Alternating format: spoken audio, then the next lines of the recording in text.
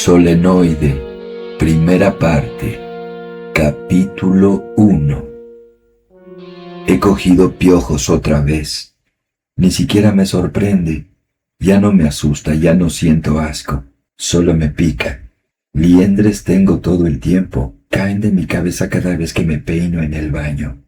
Huevitos de color nacarado que brillan oscuros en la porcelana del lavabo. Algunas se quedan prendidas entre las púas del peine y las limpio con un cepillo de dientes viejo, el del mango enmohecido. Soy profesor en una escuela de las afueras, así que es imposible no coger piojos. La mitad de los niños tiene piojos. Se los encuentran al comienzo del curso en la consulta del médico, cuando la enfermera les examina el cabello con los movimientos expertos de los chimpancés. Solo que ella no tritura con los dientes la corteza de quitina de los insectos capturados. Recomienda a los padres, en cambio, una solución blancuzca lechosa que despide un olor químico, la misma que utilizamos los profesores. Toda la escuela acaba oliendo al cabo de unos días a solución antipiojos. De todas formas, tampoco es tan grave. Al menos no tenemos chinches, hace mucho que ni siquiera se ven. Las recuerdo bien, las vi por primera vez con mis propios ojos cuando tenía unos 3 años en la casita de Floreasca, donde vivimos entre el 59 y el 60. Me las enseñaba mi padre cuando levantaba de repente el colchón. Eran unas bolitas rojizas, duras y brillantes como los frutos del bosque, o como esas bolas negras de la hiedra que no había que meterse en la boca. Solo que las bolitas escondidas entre el colchón y la estructura de la cama salían corriendo hacia las esquinas oscuras tan asustadas que me daba la risa. Me encantaba que, cuando tocaba cambiar las sábanas, mi padre levantara el pesado colchón para poder contemplar a aquellos animalitos regordetes. Me reía entonces de tan buena gana que mi madre, que me llevaba todavía con el pelo largo lleno de risitos, me cogía siempre en brazos y escupía para espantar el mal de ojo. Mi padre traía entonces la bomba insecticida y les lanzaba tal chorro maloliente a las chinches escondidas en los huecos de la madera que las dejaba fritas. Me gustaba el olor de la madera de la cama, abeto rezumante todavía de resina. Me gustaba incluso el olor a insecticida. Luego mi padre dejaba caer el colchón y aparecía mi madre con las sábanas.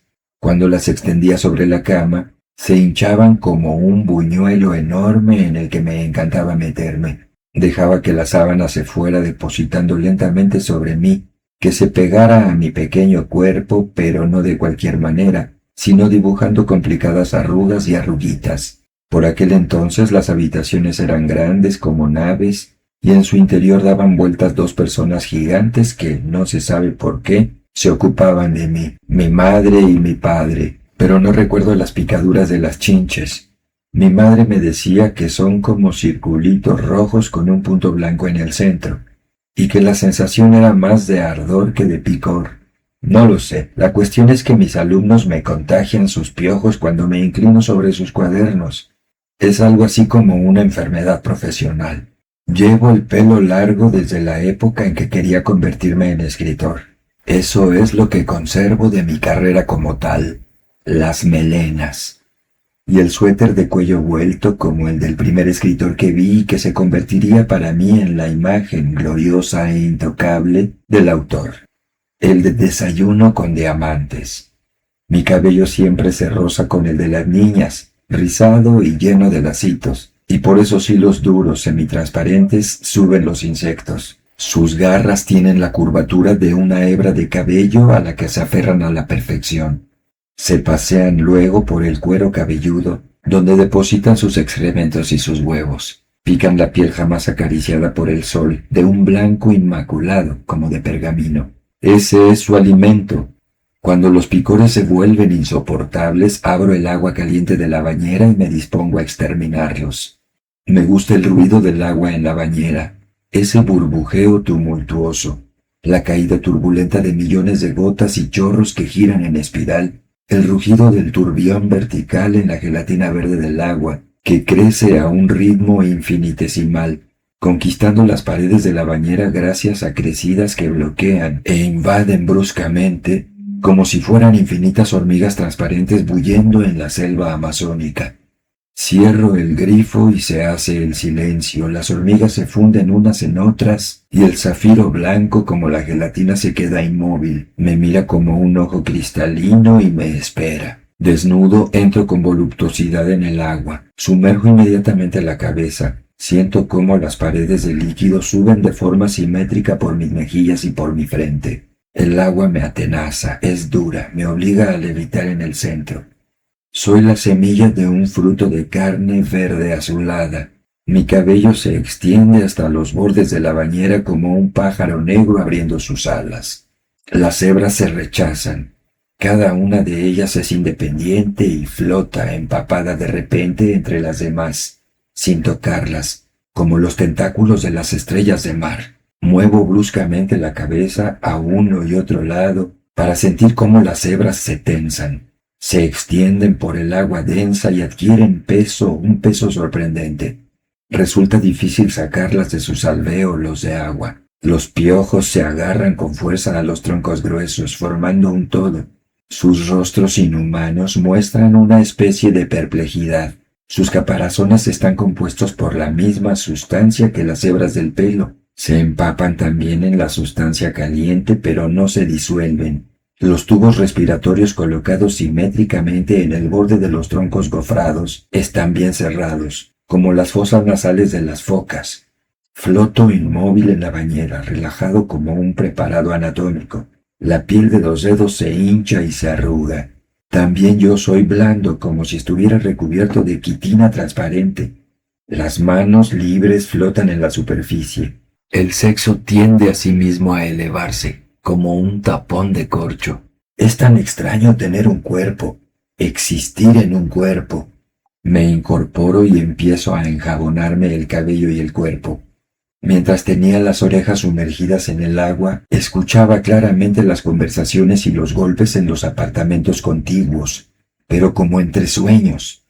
Ahora tengo tapones de gelatina en los oídos. Me froto el cuerpo con las manos llenas de jabón. Mi cuerpo no me resulta erótico. Es como si mis dedos no recorrieran mi cuerpo sino mi mente vestida de carne, mi carne vestida de cosmos. Al igual que me pasa con los piojos, no me llevo ninguna sorpresa cuando llego al ombligo. Hace ya varios años que me sucede. Al principio me asusté, por supuesto, porque había oído que el ombligo se te puede reventar. Pero a mí nunca me había causado problemas porque mi ombligo no era más que un hueco en el vientre, pegado a la columna vertebral, como decía mi madre. Al fondo de este hueco había algo desagradable al tacto que nunca me había preocupado seriamente. El ombligo no era más que ese huequito de la manzana del que nace el rabito. También nosotros crecimos como un peciolo atravesado por venillas y arterias. Pero unos meses antes, mientras pasaba deprisa los dedos sobre este accidente de mi cuerpo para lavarlo, noté algo raro, algo que no debía estar allí, una especie de botoncito que me arañó la punta del dedo, algo inorgánico, algo que no formaba parte de mi cuerpo. Estaba incrustado en el nudo de carne pálida que se abría, asombrado como un ojo entre los párpados. Por primera vez lo miré con más atención debajo del agua, separando con los dedos el borde de la grieta. Ahora no lo veía bien, me puse en pie y la lente del agua del ombligo se escurrió lentamente. Dios mío, me decía sonriente, he llegado a contemplar mi propio ombligo. Sí, era una especie de nudo pálido que en los últimos tiempos se había vuelto bastante más prominente, porque cerca ya de los 30 años, los músculos de la tripa habían empezado a relajarse. Una de las incrustaciones del tamaño de la uña de un niño del interior de uno de los pliegues del nudo resultó ser simple porquería. Pero por el otro lado, rígido y doloroso, asomaba el pequeño muñón negro verdoso que había rozado con la punta del dedo. No comprendía qué podía ser. Intenté atraparlo con la uña, pero al tirar sentí un dolorcillo que me asustó. Tal vez se trataba de una verruga y no estaría bien rasgarla. Me esforcé por olvidarme de ella y dejarla allí donde había nacido. A lo largo de la vida nos van saliendo muchos lunares, verrugas, huesos muertos y otras miserias que acarreamos con paciencia, por no hablar de las uñas y del pelo ni de los dientes que se nos caen, trozos que ya no nos pertenecen y que adquieren vida propia. Conservo todavía, gracias a mi madre, en una cajita de pastillas de menta, todos mis dientes de leche y también gracias a ella guardo las trenzas de cuando tenía 3 años. Esas fotos nuestras con la película levantada y unos bordes dentados como los de los sellos son también testimonios. Nuestro cuerpo se interpuso certeramente en algún momento entre el sol y la lente de la cámara de fotos, dejando en la película una sombra como la que despliega la luna durante un eclipse sobre el disco solar. Pero al cabo de una semana también en la bañera reparé de nuevo en ese ombligo, pero esta vez lo notaba raro e irritado. El trocito no identificado se había alargado un poco y parecía diferente, más inquietante que doloroso. Cuando nos molesta una muela solemos toquetearla con la lengua, aun a riesgo de provocarnos incluso un dolor más agudo. Todo aquello que se sale de lo habitual en el mapa sensible de nuestro cuerpo nos solivianta y nos crispa y necesitamos escapar a toda costa de esa sensación molesta que no nos deja en paz.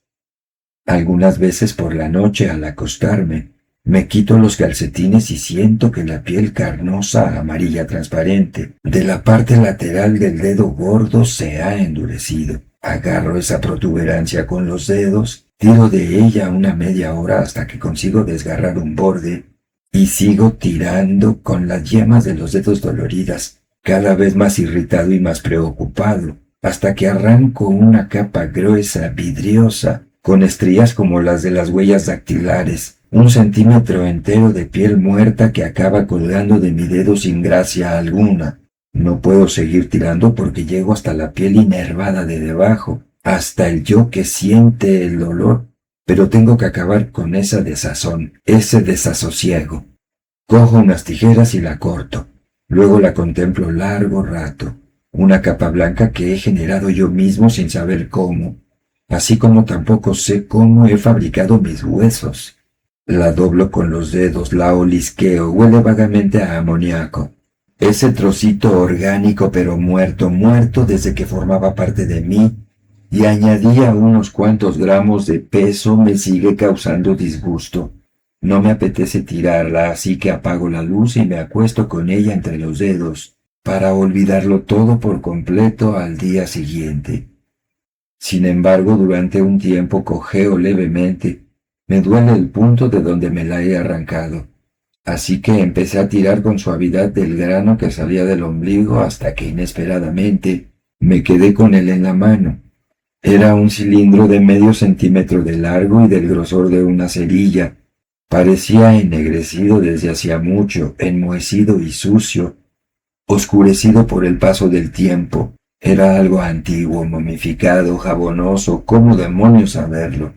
Lo coloqué bajo el chorro de agua del lavabo y la capa de mugre desapareció, de modo que pude apreciar que aquella cosita había sido más bien amarilla verdosa. La guardé en una caja de cerillas vacía. Parecía la cabeza quemada de un fósforo.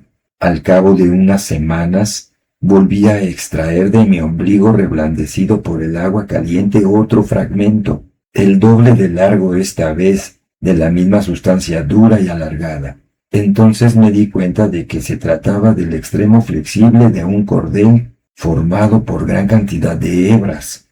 Era cordel ordinario de embalar, ese con el que 27 años antes me habían anudado el ombligo en la maternidad miserable, proletaria en la que nací. Mi ombligo lo abortaba ahora lentamente, un trocito cada 2 semanas, un trocito al mes y luego otro al cabo de 3 meses. El de hoy es el 5º que extraigo con delicadeza y voluptuosidad. Lo estiro, lo limpio con la uña, lo aclaro en el agua de la bañera. Es el trozo más largo hasta el momento y confío en que sea el último. Lo deposito en la caja de cerillas junto a los demás. Están tranquilos, amarillo, verdoso negros, retorcidos, con los extremos ligeramente deshilachados. Cáñamo, el mismo con el que se fabrican las bolsas de malla para las amas de casa, esas que les cortan las manos cuando están llenas de patatas, ese con el que se atan los paquetes.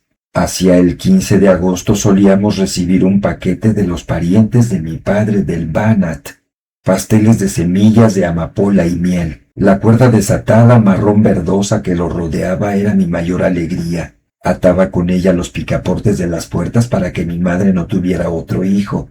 En cada picaporte hacía decenas, centenares de nudos.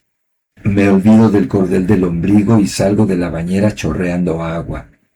Cojo el frasco de la loción antipiojos y vierto sobre mi cabeza 1 centímetro de su contenido oloroso. Me pregunto en qué clase los habré cogido, como si eso tuviera alguna importancia. Quién sabe, quizá la tenga. Tal vez en las diferentes calles del barrio y en las diferentes clases de la escuela haya piojos de especies distintas, de tamaños distintos.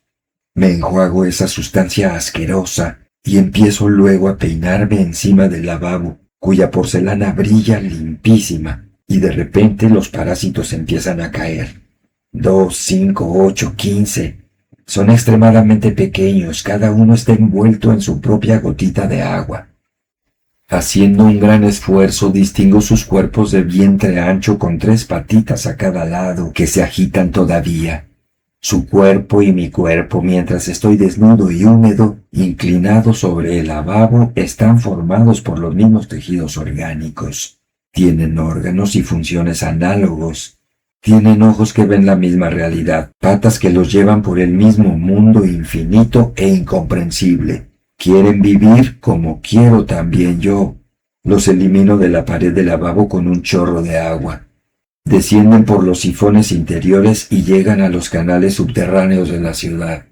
Me acuesto con el cabello todavía húmedo junto a mis pobres tesoros, la cajita de pastillas de menta con los dientecitos de leche, las fotos de cuando era pequeño y mis padres estaban en la flor de la vida, la caja de cerillas con las cuerditas que han salido de mi ombligo, mi diario. Vuelco como hago tantas noches los dientes en la palma de la mano, piedritas nítidas todavía muy blancas que estuvieron una vez en mi boca, con las que comí, pronuncié palabras y mordí como un perro. Tantas veces me he preguntado cómo sería conservar en una bolsa mis vértebras de los 2 años o las falanges de mis dedos de los 7. Guardo los dientes en su sitio. Querría contemplar algunas fotos, pero no puedo más. Abro el cajón de la mesita y lo meto todo allí, en la caja de piel de serpiente amarilleada que contuvo en otra época una máquina de afeitar, una brocha y una caja de cuchillas Astor. Ahora conservo ahí mis pobres tesoros. Me cubro la cabeza con el edredón e intento quedarme dormido, tal vez para siempre. El cuero cabelludo ya no me pica. Además, como ha sucedido hace poco, espero que no vuelva a suceder también esta noche. Suscríbete para recibir estas lecturas en voz alta. Dale me gusta para exigir más libros y más calidad. Comparte para que lleguemos a más personas. Gracias.